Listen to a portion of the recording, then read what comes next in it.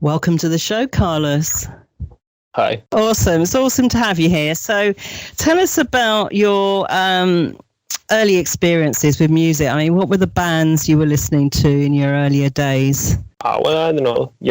My father had a lot of records, so I grew up listening to, Deep Purple, Stooges, Ramones, stuff like that. And then when I was like 10, 11, I discovered Iron Maiden like everybody else.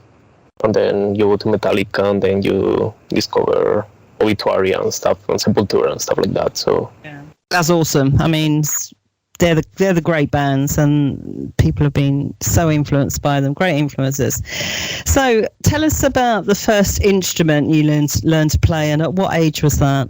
Actually, I started to play music when I was kind of young, when I was like 4 or something. And I did saxophone studies for many years, but I haven't retaken it since I was 17 or something. But of course, I discovered guitar, that my father also had a guitar, and it was I have to focus into that, Awesome. So when did you get your first guitar?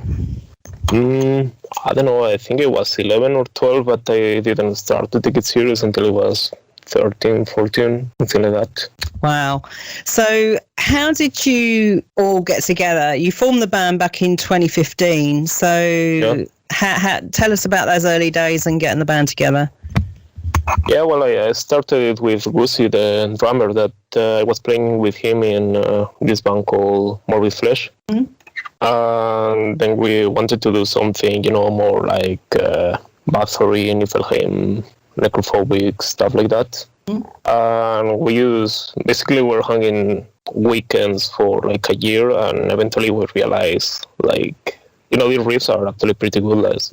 Let's take this serious. Mm-hmm. And then we kind of put the band together after that, Awesome. So you then released your first demo, Burning Torches, well, it was 2 years later in September 2017 via Hell's Headbanger Records, who we'll talk about in a minute.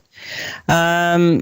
Talk about those days, about getting your music together, and obviously those first reactions and how you felt about it all. Well, as I said in the beginning, it's not like it was a joke, because it wasn't.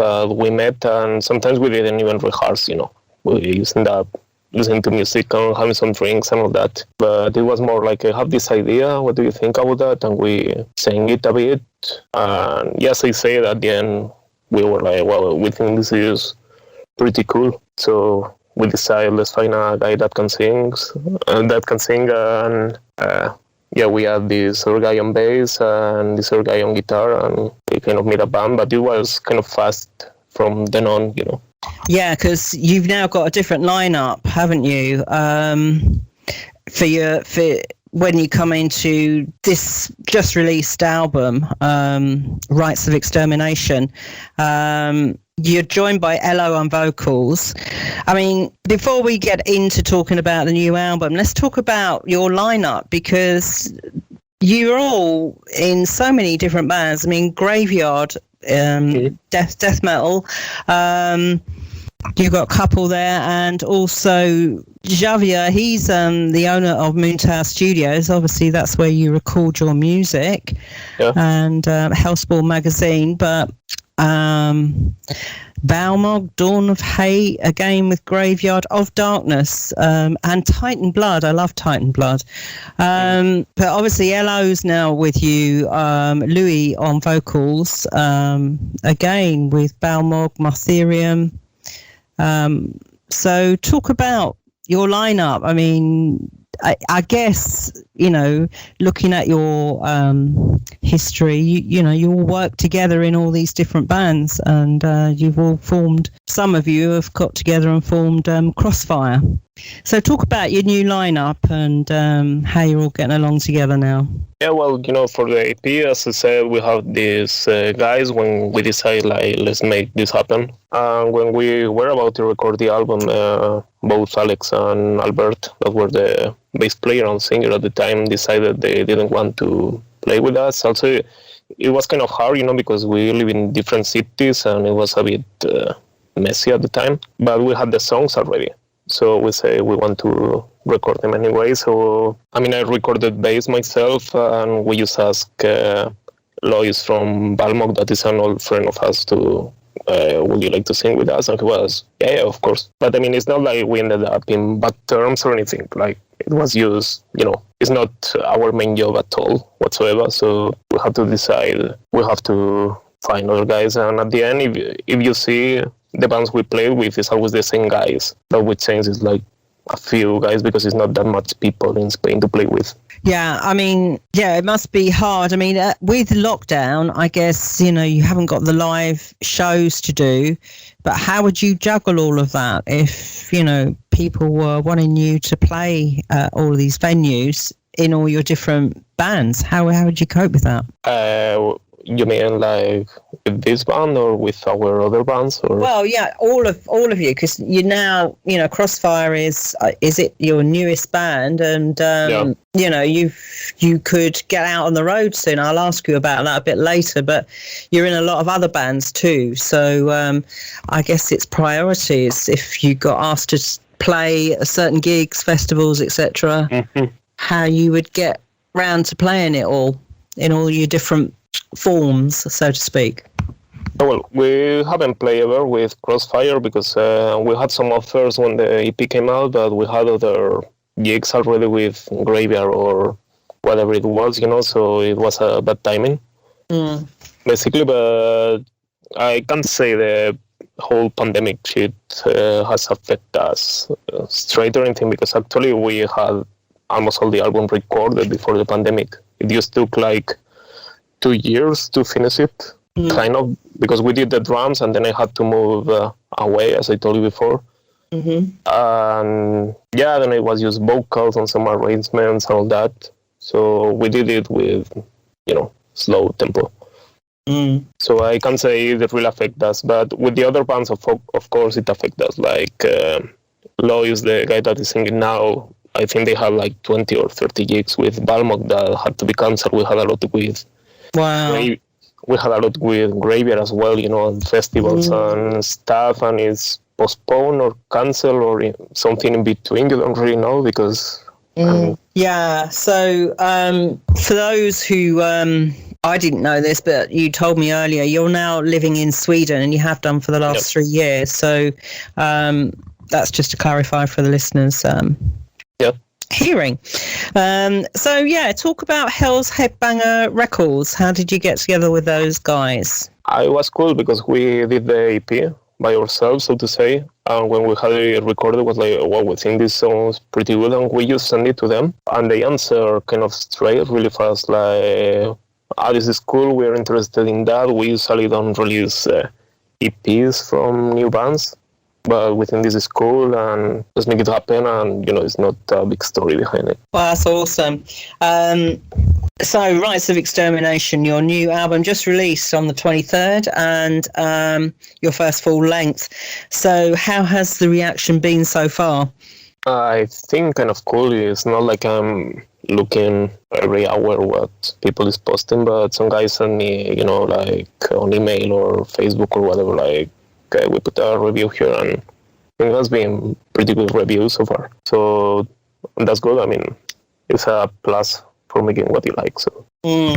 Yeah, definitely. I mean, it is like your first demo, which did everyone was like, yeah, what's this? And enjoying it. And but you have had that change with your bassist and vocalist. So vocals do make a difference, but it's still, hard hitting, and we need to get it out to these guys to hear for sure.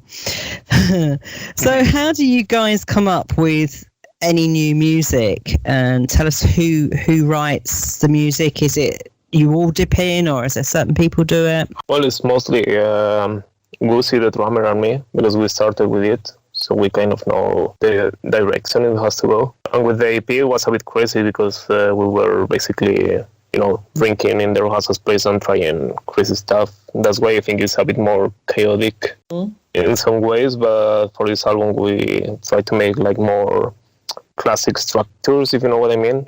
Not like weird mixes and all that. And I brought a bunch of riffs or ideas for a song, and we rehearse them a bit and put them together.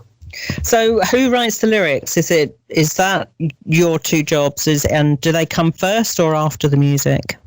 After, because we both times were the same. We made the music, and when we had like a rehearsed demo or whatever, and then whoever sings made the lyrics. Or you can say, hey, I have this idea for a title, or but it's not really intellectual lyrics whatsoever. It's not the point of it. Yeah. So they can be short and sweet and to the point, and just portray what your music is portraying, which is that in your face thrash adrenaline kick. Yeah. So your album cover shows a guitar being exterminated in Via. Can you talk about the photography and your choice of photographer? Yeah, we had this idea, even before having new songs for the album, we had this idea, it's a bit of Ingrid Malmsteen shit with guitar burning, all that. And I contacted my friend that lives in Stockholm, it's a Spanish girl, Cynthia Mars. And she's a professional photographer, and I told her about the idea, and she was like, yeah, sure, let's make it work. And I went there to see her, and we make it work, because, if we try to make it ourselves with the, cell phone or whatever, it would have been a disaster. But she knew, let's try this, because she knows about lighting and a lot of technical stuff I have no idea about. And I think it ended up pretty good. Yeah, definitely. And it's a bit different also, it's not just a painting of a demon or something like that. Is trying to be a bit different, but obviously expresses the album and your feelings, so which is great. So I know we've touched briefly on live gigs, and are there any? Obviously you've done stuff with Graveyard and all your other bands, but are there any gigs lined up for Krossfyre? Not yet. I think mainly is because, a lot of gigs or festivals are postponed from past year or whatever. Yeah. And I don't think everybody is now like, I'm going to try to make a new gig in Germany or a new festival or whatever, because nobody really knows what's going to happen. But, honestly, I don't know if we are able to play living in 3 different cities in 2 different countries, and the singer lives in Galicia, that is the other corner of Spain. Is like 1,000 kilometers from Barcelona. Oh. But we would like to play live eventually, but we don't want to make it just for the sake of playing. We want to make a good gig and all that, but we'll see, I guess, in whenever this shit is more calm. Yes, I've seen Inferno for next year. Is up. That looks awesome if it's going to happen. So, what can we expect from Krossfyre in the future? I don't know. We'll see, because right now we just had an album and we are not living in the same place. So maybe it may take slow. I have some ideas for new songs, and I think the other guys do as well, but it's not a hurry or anything, Since it's not really an active band in the sense of playing live or touring or something like that, or yet at least we want to take it easy and do things that are good, Not use, I have these songs and record them in a hurry, Yeah, I guess if the songs come up and you get together and you record them, I guess it's like that, really, isn't it? Yeah, but it's not really a hurry for it. We'll see what happens, because I don't really know what I'm going to be doing in 3 months, so we'll see. Exactly, and as you said, you've just released this album, so we're concentrating on this release right now. Yeah. So if you can have your fans remember one thing about you, what would it be? I don't know. I don't really think we are that important. But I don't know. The cover. Yeah, but you could be. So hey. I don't know. It's nothing new what we play. It's not like it's a game changing anyway. But I think it sounds well built with some catchy melodies. I think that's what we wanted, and I think we achieved that. So we're satisfied with that. Yeah, that they enjoy your music, what you're creating. Yeah, that's awesome. So we're just about to hear another track from your new album. So before we wrap up the interview, is there anything else you'd like to add we haven't covered here? No, I don't really have much more to say. Just let people listen to the music and see what they think. And of course, I'll mention at the end about all your social media pages. You do have a couple, so they can track you there at Facebook and at Bandcamp. And of course, Metal Archives always has all your links. So thank you very much for your time. It's been awesome chatting with you, and I wish you all the best for the future. Thank you.